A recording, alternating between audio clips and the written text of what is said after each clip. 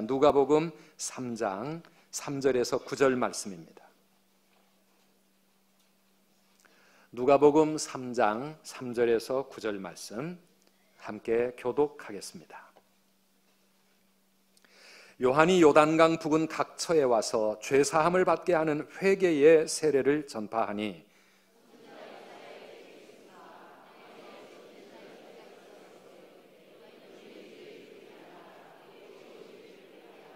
모든 골짜기가 메워지고 모든 산과 작은 산이 낮아지고 굽은 것이 곧아지고 험한 길이 평탄하여질 것이요 요한이 세례받으러 나오는 무리에게 이르되 독사의 자식들아 누가 너희에게 일러 장차 올 진노를 피하라 하더냐.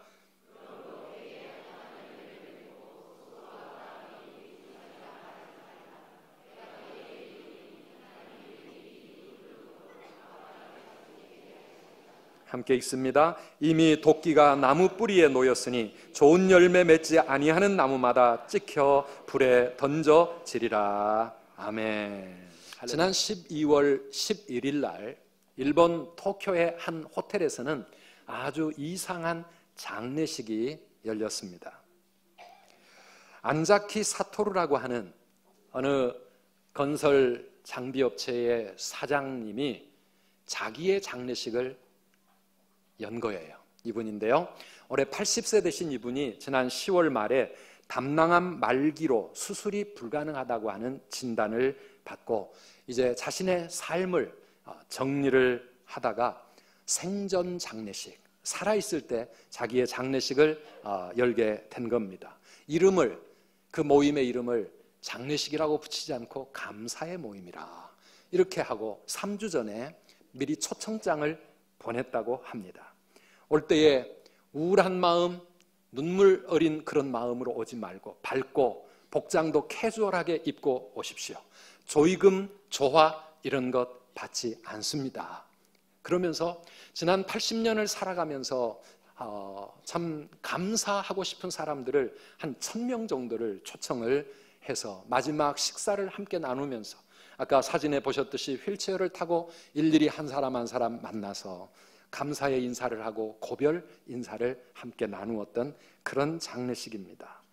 생각해보면 참 뜻깊은 장례식이구나.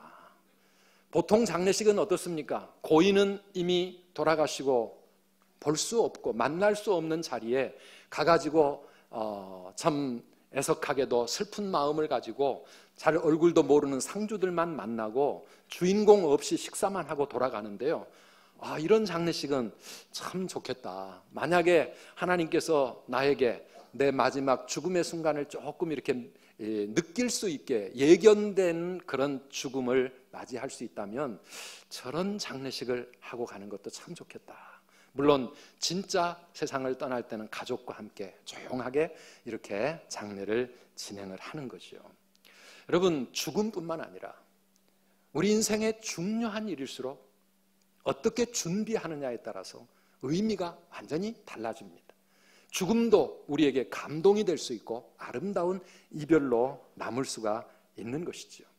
우리 하나님께서 이 세상을 구원하실 예수님을 이 땅에 보내실 때에도 정말 준비가 필요했기 때문에 세례 요한을 먼저 보내셨습니다. 그 세례 요한을 통해서 하나님께서 하게 하셨던 일이 무엇입니까? 오늘 우리가 읽었던 4절 말씀에 보면 이사야의 예언을 이루기 위해서 세례 요한이 이 세상에 예수님보다 먼저 온 겁니다. 그게 뭡니까? 우리 함께 읽어보실까요? 선지자 이사야의 책에 쓴 바 광야에서 외치는 자의 소리가 있어 이르되 너희는 주의 길을 준비하라. 그의 오실 길을 곧게 하라. 아멘. 광야에서 외치는 그런 음성처럼 이 세례 요한은 그 당시 시대 사람들을 향하여 외쳤습니다. 그의 메시지는 단순했습니다. 한 가지입니다. 주의 길을 준비하라는 것입니다. 세상을 구원할 메시아의 길을 너희들은 준비해야 된다. 그분이 오실 길을 미리미리 예비하라고 그렇게 외친 겁니다. 우리가 내년 초에 평창에서 동계올림픽을 하려고 할 때도 지금 뭐 합니까? 온 나라가 지금 고속도로를 넓혀라, KTX 철도를 깔아라. 길이 준비되어야 뭔가가 이루어지고 주인공이 등장할 수 있지 않겠습니까? 이 세상에 오실 하나님의 아들 메시아를 만나기 위해서, 나를 살려주신 내 생명의 구주 예수님을 만나기 위해서 준비가 이루어지지 않으면 안 된다라고 하는 것입니다. 그거는 2000년 전 그때도 그랬고 지금도 마찬가지입니다. 성탄절은 누구에게나 다가오는 날이지만, 그러나 정말 준비된 마음만이 성탄의 축복과 은혜를 누리게 될 줄 믿습니다.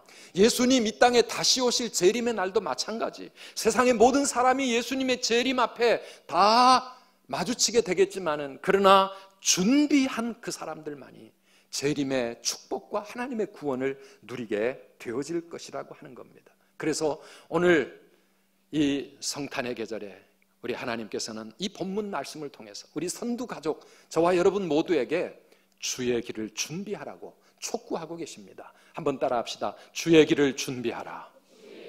주의 길을 준비하라. 주님의 길을 준비하여 그 주님을 만날 뿐만 아니라 주님이 우리를 위해 가지고 오시는 놀라운 구원과 은혜와 하나님의 사랑을 풍성하게 받아 누리는 저와 여러분들이 다 돼야 될 줄 믿습니다. 그럼 무엇을 어떻게 준비를 해야 합니까? 무엇이 주님의 길을 준비하는 일입니까? 제일 중요한 것 첫째가 뭡니까? 우리의 마음이 그의 오심을 갈망하는 겁니다. Desire, 하나님의 은혜와 하나님의 임재, 주님이 나에게 임하여 주실 것을 마음을 다해 사모하고 갈망하는 마음, 이게 가장 중요한 준비입니다. 주일 예배도 마찬가지입니다.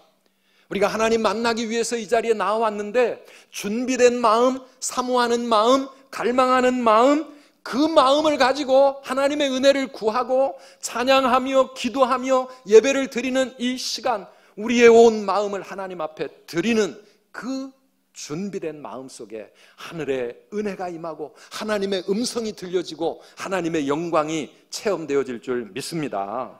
그렇습니다. 그래서 하나님 앞에 나올 때마다 우리에게 그런 간절한 마음이 필요해요. 목마른 내 영혼, 주가 이미 허락한 그 귀한 영생수 주여 갈망합니다. 그 약속 따라서 힘써 간구하오니 오 주여 내 기도 어서 들어주소서. 우리 찬송가에 나와 있는 가사처럼 목마른 심정으로 하나님이 이미 약속하신 그 은혜를 우리가 간절하게 사모하며 그 약속이 나의 삶에 이루어지기를 하나님 앞에 목말라 부르짖는 것입니다. 이 성경 속에 하나님의 약속의 축복들이 수없이 많은데 왜 우리들이 그 축복을 누리지 못합니까? 갈망하지 않기 때문입니다. 사모하지 않기 때문입니다. 믿음이 없어서 거기에 대해서 별로 마음을 쓰지 않기 때문입니다. 사랑하는 여러분, 하나님이 주시는 축복이 어느 날 하늘에서 그냥 뚝 떨어진다고 생각하면 아니요, 그렇지 않습니다. 하나님이 이스라엘 백성들에게 젖과 꿀이 흐르는 가나안 땅을 축복으로 주시겠다고 약속하셨지만 온 이스라엘 백성들이 그 하나님의 약속을 믿음으로 붙잡고 갈망하면서 그 땅을 향해 가지 않으면 그 땅은 자기들이 누릴 수가 없는 땅이에요. 예수님은 제자들을 이 땅에 놓고 가시면서 성령의 약속을 주셨습니다. 아버지의 약속하신 그것이 너희에게 임할 것이다. 그런데 어떻게 그 성령을 받았습니까? 온 제자들이 함께 모여서 열흘 동안을 오로지 기도에 힘쓰며 하나님의 그 약속이 이루어지기를 사모했을 때 마침내 오순절날 하늘이 열리고 성령이 그들에게 임하게 된 줄 믿습니다. 우리도 마찬가지입니다. 우리도 마찬가지입니다. 하나님의 약속의 말씀, 축복의 그 은혜를 갈망하면서 주님이 다시 내 마음에 임하시기를 사모하면서 하나님 앞에 나아가지 않으면 준비되지 않은 마음에 아무 일도 일어나지 않는 것입니다. 우리의 마음이 사모하고 갈망한다면 그것이 어떻게 표현되어집니까? 무엇보다도 기도로 나타납니다. 간절한 기도, 부르짖는 기도, 하나님 앞에 그렇게 기도할 때 하늘의 문이 열리는 것이죠. 예레미야 29장 12절 13절 우리가 잘 아는 말씀입니다. 같이 읽어보실까요? 너희가 내게 부르짖으며 내게 와서 기도하면 내가 너희들의 기도를 들을 것이요 너희가 온 마음으로 나를 구하면 나를 찾을 것이요 나를 만나리라. 아멘. 여러분 아멘이십니까? 너희가 온 마음으로 나를 찾고 찾으면, 우리가 주님을 찾고는 싶습니다. 만나고는 싶습니다. 은혜 받고 싶습니다. 그런데 온 마음으로 나오진 않습니다.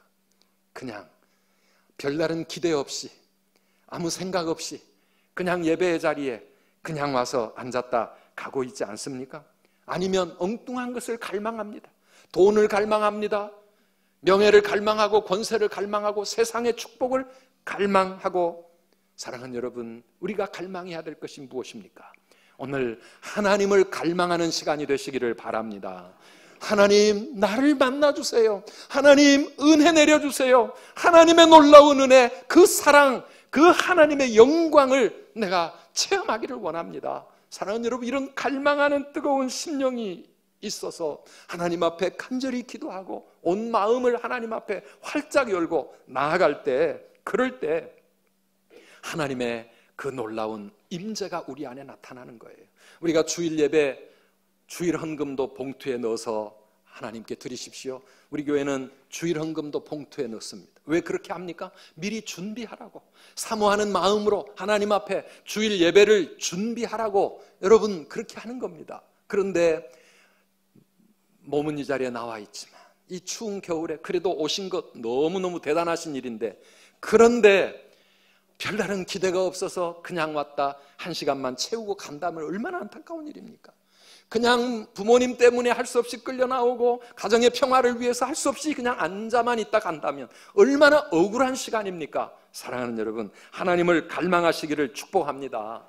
하나님, 나를 좀 만나주세요. 나를 변화시켜주세요. 하나님의 은혜를 좀 깨닫게 해주세요. 하늘의 음성이 좀 들려지게 해주세요. 하나님, 내게 필요한 것 아시잖아요. 나를 좀 고쳐주시고 살려달라고. 그렇게 우리 하나님 앞에 갈망해야 합니다. 이 말씀을 준비하면서 나 자신부터 예배의 시간마다 정말 그런 갈망하는 마음으로, 준비된 마음으로 하나님 앞에 나아갔나, 참 회개하는 마음이 너무 커요. 사랑하는 여러분, 신앙생활을 하면서 어떤 때 은혜 받는 때가 있습니다. 삶에 큰 문제가 터지고 내 힘으로 어떻게 할 수 없는 그런 엄청난 고난 앞에 섰을 때, 인생이 답답하고 앞이 보이지 않아 답답할 때, 그럴 때 우리 하나님 앞에 나와서 드리는 예배가 얼마나 절실합니까? 얼마나 간절합니까? 지푸라기라도 잡고 싶은 마음을 가지고 하나님, 나를 좀 살려주세요, 도와주세요. 사랑하는 여러분, 그렇게 갈망하면서 사모하면서 드리는 예배는 다른 때 예배와 다르지 않습니까? 그때 하늘의 음성이 들려오고 하나님의 사랑의 손길이 내 마음을 만져주시고 나를 일으켜 세워주시는 것을 우리 체험하지 않습니까? 오늘 우리의 모든 예배가 하나님 앞에 나아갈 때마다 그런 예배가 되었으면 정말 좋겠습니다. 근데 우리가 그걸 잘 안 한다는 것이죠. 시편 81편 10절에 보면 하나님의 안타까운 탄식이 나오는데요. 함께 읽어보실까요? 나는 너를 애굽 땅에서 인도하여 낸 여호와 내 하나님이니 내 입을 크게 열라 내가 채우리라 하였으나. 우리 하나님은 우리를 모든 죄와 세상의 어두움 속에서 구원해 내시고 우리를 당신의 자녀 삼아주시고, 너희는 내게 내 입을 얼마든지 크게 열어라, 얼마든지 크게 기도하고 얼마든지 큰 꿈을 가지고 나에게 얼마든지 큰 것을 원해라. 그러면 내가 채워주리라. 한번 따라 합시다. 내 입을 크게 열라, 내가 채우리라. 여러분 믿어지십니까? 우리 하나님, 우리를 위하여 정말 하늘의 큰 창고를 활짝 여시고 우리에게 필요한 것들을 채워주시겠다고 입을 좀 크게 열라 그러는데 우리는 입이 안 열려요. 입이 안 열려요. 기도를 해도 입이 안 열려, 찬송을 해도 입이 안 열려, 말씀을 들어도 입이 안 열려서 아멘도 잘 안 해. 사랑하는 여러분, 내 입을 크게 열어라, 내가 채워주리라 하였으나 너희는 내게 오지 아니하였다고 하나님은 그렇게 안타까워하십니다. 사랑하는 여러분, 우리 좀 큰 것을 사모하십시다. 큰 은혜를 꿈꾸시기를 바랍니다. 부흥을 사모하시기를 바랍니다. 하나님, 내 심령이 부흥되기를 원합니다. 우리 교회가 부흥되기를 원합니다. 한국교회가 다시 한번 불같이 일어나는 부흥의 시대가 다시 오게 해주시기를 원합니다. 초대교회처럼 하나님의 기적과 표적이 날마다 나타나고 우리의 삶 가운데 하나님 살아계심을 매일매일 체험할 수 있고, 그래서 간증이 있고 고백이 있는 그런 신앙생활 할 수 있도록 우리 하나님 앞에 그렇게 좀 크게 기도하시기를 바랍니다. 연말이라 은혜 받을 기회가 많잖아요. 성탄절이 있고 송구영신 예배가 있고 새해를 또 시작하고 준비하는데, 사랑하는 여러분, 주의 길을 준비하라고 말씀하십니다. 주님이 임하실 그 길, 주님이 나에게 찾아오실 수 있는 그 길, 여러분, 우리의 온 마음을 다해 갈망함으로써 주님을 맞이할 준비하시는 저와 여러분 되시기를 축복합니다.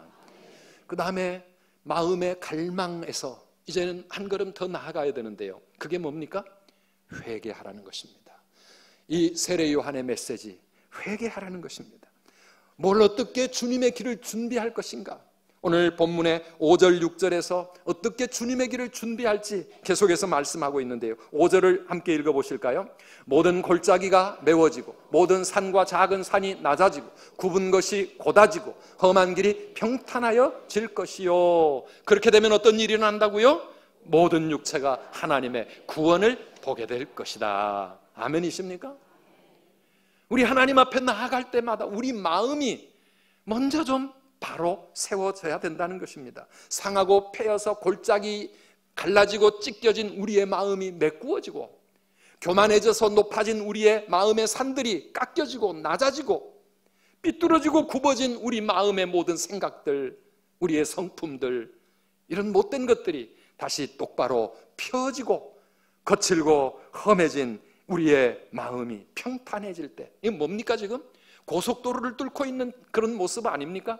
우리 마음에 주님이 임하실 마음의 고속도로, 시온의 대로를 준비하라고 하는 것입니다. 우리 하나님 앞에 나아갈 때마다 길가와 같은 마음, 돌밭과 같은 마음, 가시넝쿨로 얼룩져 있는 우리의 마음, 정말 은혜 받을 수 없는 그 마음, 여러분, 그 마음 그대로 가지고 어떻게 은혜를 받을 수 있겠습니까? 무슨 말씀이 싹을 거둘 수 있겠습니까? 이 모든 것들을 하나님 앞에 내려놓고 회개하라는 것입니다. 주님을 만나려면 세상에서 거칠어지고 완악해진 우리의 마음을 회개해야 합니다. 남을 미워하고 속상하고 불평하고 원망하고 그리고 삐뚤어져 있는 우리의 마음들을 하나님 앞에 내려놓을 때, 그때 주님이 그 마음을 통해서 나에게 오신다고 말씀하고 있습니다. 사랑하는 여러분, 내 마음 내 뜻대로 안 되지요. 안 되는 줄 알면서 왜 그랬을까? 맨날 후회합니다. 후회합니다. 좀 용서하고 사랑하고 싶은데 안 됩니다. 안 됩니다. 어떡할까요?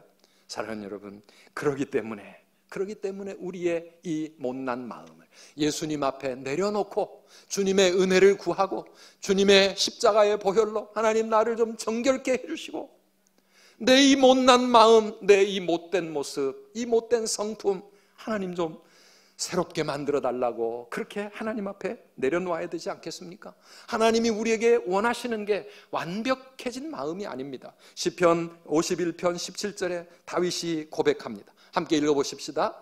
하나님께서 구하시는 제사는 상한 심령이라. 하나님이여 상하고 통회하는 마음을 주께서 멸시하지 아니하시리이다. 아멘. 상한 심령, broken heart, 깨지고 주님 앞에 정말 부끄러운 이 상한 마음을 통회하는 마음으로, 회개하는 마음으로 하나님 앞에 내어놓을 때 우리 하나님은 그런 마음을 멸시하지 아니하시고 오히려 우리를 고쳐주시고 만져주시고 회복시켜주시고 하나님의 은혜로 새해 능력과 소망으로 우리를 일으켜 세워주실 줄 믿으시기를 바랍니다. 그래서 이 시간 우리 하나님 앞에 예배를 드리러 나올 때마다 우리의 마음의 골짜기가 메워지기를 축복합니다. 교만한 우리의 마음이 낮아지기를 원합니다. 삐뚤어진 우리의 마음이 곧게 펴질 수 있기를 원합니다. 험한 마음은 평탄한 마음, 좋은 땅으로 바뀌어지기를 축복합니다. 이것이 바로 회개라고 하는 것입니다. 회개입니다. 모든 부흥은 회개 운동으로부터 시작되었는데 오늘 우리 한국교회는 회개를 잃어가고 있지 않습니까? 회개가 사라져가고 있습니다. 잡초가 우거지고 황폐한 땅에 무슨 은혜의 역사가 일어날 수 있겠습니까?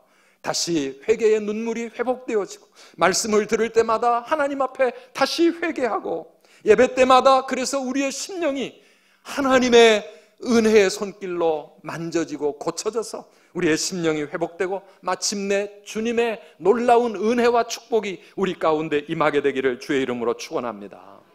마음이 먼저 하나님 앞에 바로 세워져야 합니다. 그리고 우리의 삶이 잘못된 것들이 고쳐져야 되는데요, 오늘 세례 요한의 메시지를 들어보십시오. 이 독사의 자식들아, 하나님의 진노를 너희들이 어떻게 피할 수 있겠다라고 생각하느냐. 와, 무서운 말씀을 하고 있습니다. 그러면서 8절 말씀 다시 한번 읽어보실까요? 그러므로 회개에 합당한 열매를 맺고 속으로 아브라함이 우리 조상이라 말하지 말라.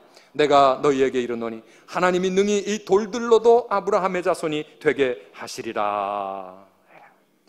회개에 합당한 열매를 맺고 하나님 앞에 정말 겸손하라는 겁니다.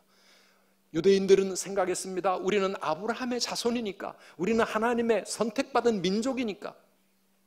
그런데 착각하지 말라는 겁니다. 네가 택함받은 하나님의 자녀라고 착각하고 있지 말아라.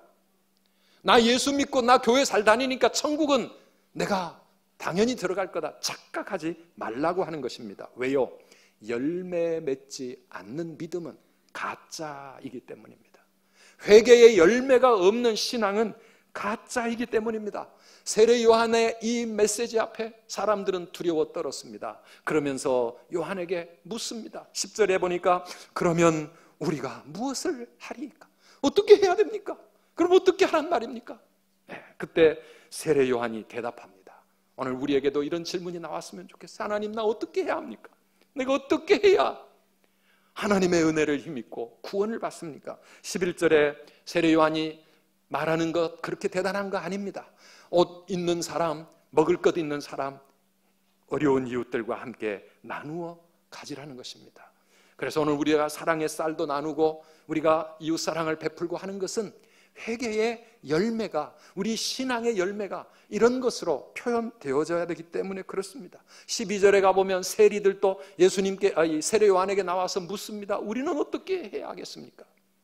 당시에 로마의 앞잡이라고 매국노라고 손가락질 당했던 이 세리, 그러나 요한은 당장 그 직장 그만두어라 말하지 않습니다. 오히려 12절에 가보면 뭐라 그러죠? 13절에 부과된 세금만 잘 거두어라. 군인들도 14절에 나와서 묻습니다. 어떻게 해야 합니까? 강탈하지 말고 거짓으로 고발하지 말고 받는 급료를 족한 줄로 알아라. 너희들에게 권세가 잠깐 주어졌다고 그거 가지고 사람들 함부로 괴롭히지 말고 월급 적다고 불평하지 말고 만족하며 감사하며 맡겨진 사명에 충실하라고 말씀하고 있습니다. 사랑하는 여러분, 우리의 직업은 그들과는 다릅니다. 그럼 우리는 어떻게 해야 할까? 나는 무엇을 어떻게 해야 할까? 회개는 일상의 삶을 바로 세우는 것입니다.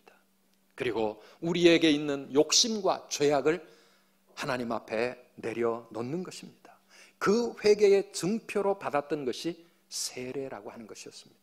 오늘 세례를 받고 입교를 받으시는 분들, 오늘 우리가 받는 이 물세례를 3절에 회개의 세례라 이렇게 표현하고 있습니다. 마태복음 3장 5절 6절에 가보면 세례 요한 앞에 수많은 유대인들이 나와서 세례를 받았는데요, 우리 같이 한번 읽어보실까요? 이때에 예루살렘과 온 유대와 요단강 사방에서 다 그에게 나와 자기들의 죄를 자복하고 요단강에서 그에게 세례를 받더니. 아멘. 자기들의 죄를 자복하고 세례를 받았습니다. 내 죄를 회개합니다. 이제는 하나님 앞에 믿음으로 말씀대로 바로 살겠습니다. 이 결단이 바로 회개의 세례입니다. 오늘 세례 받으신 여러분들 이 마음으로 세례 받게 되셨기를 축복합니다. 이 6분들만이 아닙니다. 오늘 여기 계시는 대부분의 성도님들은 다 이미 세례를 받은 분들이, 우리가 받은 세례가 바로 그런 의미의 세례였다는 겁니다. 그런데 어느덧 우리는 그 세례 다 팽개쳐버리고 여전히 세상과 타협하고 죄악 속에 살아가고 있다면 다시 오늘 이 시간 하나님 앞에 우리의 욕심과 죄를 내려놓고 자복하면서 회개하면서 하나님 앞에 다시 새롭게 서야 될 줄 믿습니다. 호세아 선지자는요 10장 12절에서 우리에게 이렇게 간곡하게 말합니다. 같이 읽어봅시다. 너희가 자기를 위하여 공의를 심고 인애를 거두라. 너희 묵은 땅을 기경하라. 지금이 곧 여호와를 찾을 때니 마침내 여호와께서 오사 공의를 비처럼 너희에게 내리시리라. 아멘. 뭘 심으라고요? 공의를 심고, 진실함과 착함과 의로움과 정말 순결함을 심으면 그 다음에 거두게 되는 것이 하나님의 인애를 거둔다고 그랬습니다. 하나님의 사랑, 하나님의 자비, 하나님의 은혜를 비로소 거두게 되는 겁니다. 우리는 심어야 할 걸 심지도 않은 채 하나님 앞에 은혜만 받겠다고, 축복만 받겠다고 그렇게 나서지 않습니까? 우리가 하나님 앞에 바른 것을 심어야 합니다. 그러면서 어떻게 하라고요? 한번 따라 합시다. 너희 묵은 땅을 기경하라. 무슨 말입니까? 묵혀진 땅, 메말라버린 땅, 그래서 더 이상 새로운 생명이 탄생하기에 너무 부적합한 우리 마음의 묵은 땅을 기경하라, 갈아엎으라는 것이죠. 갈아엎으라는 겁니다. 여러분, 신앙생활을 오래 하면 할수록요, 우리의 마음이 묵은 땅으로 변해가고 있는 것을 우리가 느끼게 됩니다. 하나님 앞에 순결하지 못하고 하나님 앞에 정말 뜨거운 눈물이 메말라버리고 그래서 땅이 묵어갑니다. 사랑하는 여러분, 묵은 땅을 기경하고 지금이 여호와를 찾을 때라고 말씀하십니다. 우리 하나님을 찾는 저와 여러분들이 되시기를 축복합니다. 그것이 주님의 길을 예비하는 방법입니다. 성탄의 계절, 임마누엘로 오신 우리 하나님의 그 사랑, 그 은혜, 우리 모두 우리의 마음과 우리의 가정에 그 은혜가 임하기를 우리는 사모합니다. 아멘이시죠? 그렇게 되기를 바랍니다. 그런데 그렇게 하려면 주의 오실 길을 준비해야 된다고 하는 것입니다. 엘리야는 3년 6개월 동안 비가 오지 않아 온 땅이 다 갈라지고 살 수 없는 황폐해버린 그 땅에, 그 메마른 땅에 하나님의 은혜의 단비를 기다리면서 그는 뭘 했습니까? 그는 먼저 그 땅에 있는 모든 우상 숭배의 제사장들을 그 땅에서 다 제거해야 했습니다. 죄가 하나님의 축복을 가로막고 있었기 때문에 모든 죄를 다 버리고 하나님 앞에 회개하면서, 그리고 나서 그는 갈멜산 꼭대기로 올라가서 하나님 앞에 약속의 말씀을 붙잡고 기도하기 시작했습니다. 7번을 간절히 기도하고 또 기도하고 또 기도했을 때, 그때 비로소 하나님의 축복의 단비가 저 하늘 끝에서 작은 손바닥만한 먹구름이 되어 떠오르기 시작합니다. 사랑하는 여러분, 오늘 우리의 온 마음이 하나님의 은혜의 단비를 사모하고 축복의 단비를 사모한다면 우리도 우리의 삶을 돌아보면서 우리의 모든 죄를 하나님 앞에 내려놓고 회개하면서 우리 마음으로 하나님 앞에 기도하며 갈망해야 될 줄 믿습니다. 하나님, 나에게 은혜의 단비를 내려주세요. 내 메마른 심령, 죄악된 심령, 묵어버린 이 땅을 하나님 다시 갈아엎고 싶습니다. 내 힘으로는 되지 않습니다. 성령이 임하여 주시옵소서. 내 상한 마음, 내 이 연약하고 병든 몸, 우리 하나님 앞에 우리의 그 모습 그대로 이 시간 드리면서 하나님, 나를 좀 고쳐주시고 새롭게 해달라고 오늘 간절히 기도하는 저와 여러분들이 되셔서 이번 성탄절에 하나님이 주실 큰 은혜, 하나님의 그 놀라운 사랑으로 풍성해지시기를 축원합니다.